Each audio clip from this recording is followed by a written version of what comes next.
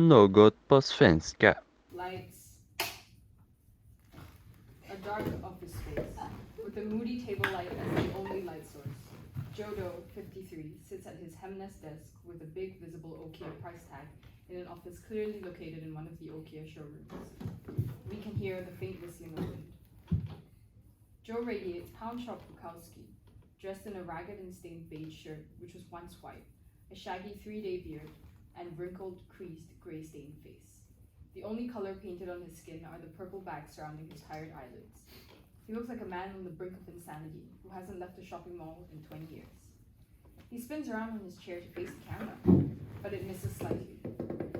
The light illuminates his face and a cornucopia of fake plastic foods behind him, including but not limited to fruit, cheese, and smorgasbord.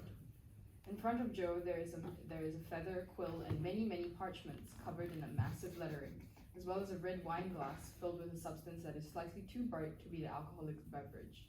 It appears to be Kool-Aid. He speaks into the camera. Salutations, passengers. I'm Joe Doe, screenwriter, truth seeker, poet, seminal prophet, a tour de France of tragic showboating banality. I didn't know what the critics meant by that one, but then again, who would? Power thinker, a raconteur of the imagination, a colossal megalodon of insight. I've been called many things in my time. Everything, from classic to timeless, to classically timeless, but there's undeniably one word that describes me best. Long pause. Charisma, uniqueness, nerve, talent. My ever-growing potential, raw like a beef tartare, juicy, ripe, and great with ketchup.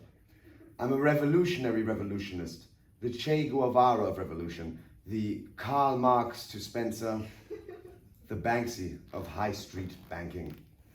And so it's here, in this Okia, this banal, hopeless, mundane place.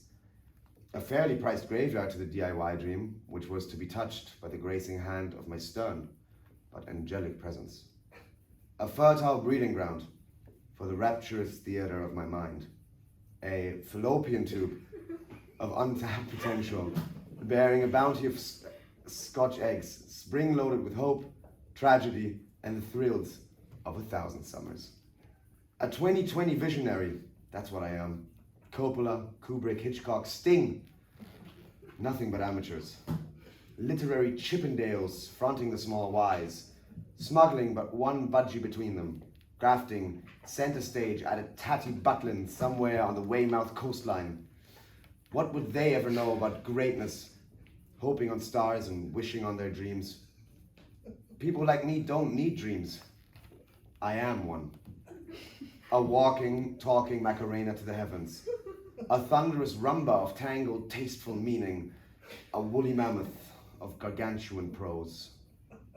It is I, the sommelier of fine diction, drowning his sorrows in the limitless unknown, bound by all of one premise, that if there's free-flowing thought to be found, I'll be there with a pitcher, slurping at the very edge of contemplation itself.